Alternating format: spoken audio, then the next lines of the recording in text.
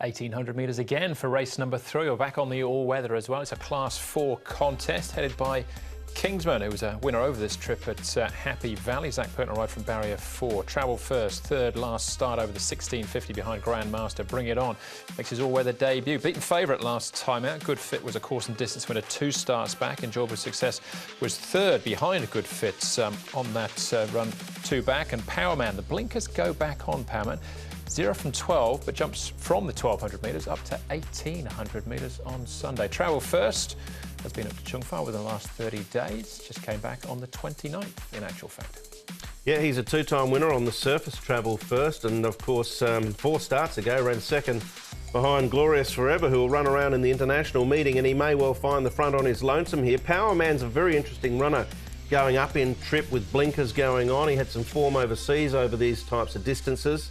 Kingsman, Righteous Mate, Bring It On, drawn barrier number 1.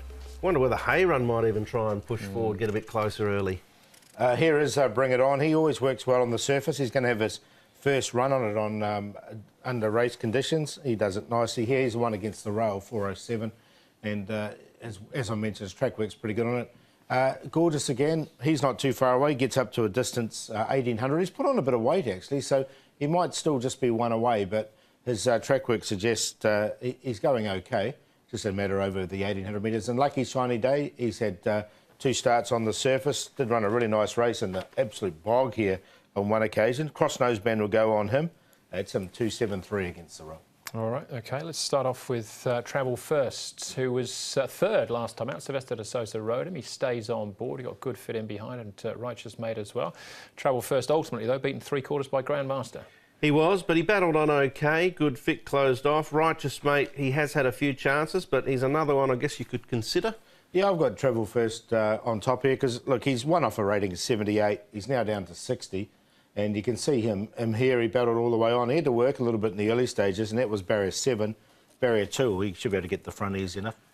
18 times he's either run 2nd, 3rd or 4th, just the 2 wins. Right. So he's won for exotics, I would have thought. Absolutely, that's Travel First. What about Bring It On, making his all-weather debut, along with Hayrun, Kingsman, Enjoyable Success as well. But Bring It On, form looks pretty good as far as this is You Have My Word winning this race. Yeah, look, you can consider all of these, I think.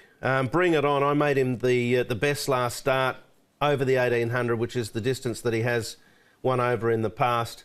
Chad Schofield's actually 1 for 1 on the horse, but first go on the all-weather. The other 3 you can all make a case for. Hayrun, Enjoyable Success, ran well on the dirt 2 starts ago. Yeah, Kingsman as well. I've got Kingsman in the numbers as well as Bring It On. I thought Bring It On was...